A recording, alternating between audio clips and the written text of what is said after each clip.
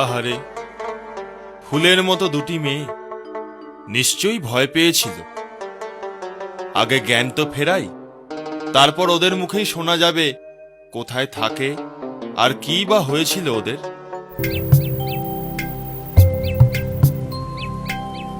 সোনা, রূপা, কই গেলি রে তোরা? সারা দিচ্ছিস না কেন রে?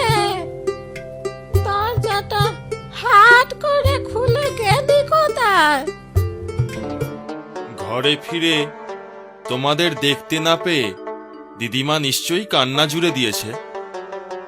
আমরা দু বোন হলাম দিদিমার চোখের মনি, কাঁদবে তো বটেই। তবে ঘরে পৌঁছতে আর বেশি দেরি নেই। আরে, ওই তো দিদিমা আমাদের খুঁজতে পাগলের মতো এদিকেই আসছে।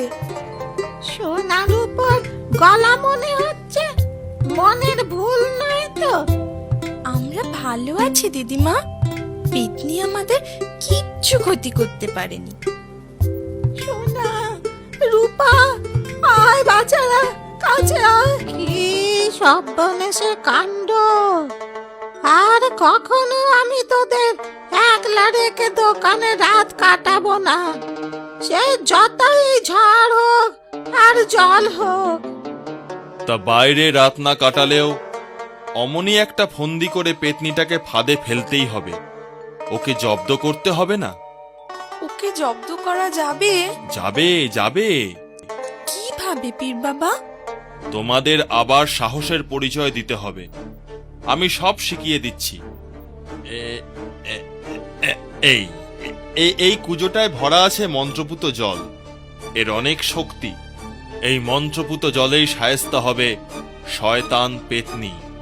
কিন্তু সাবধান, যেমনটি শিখিয়ে দেব ঠিক তেমনটি করবে। দিদিমা, আপনাকেও কাজে লাগবে।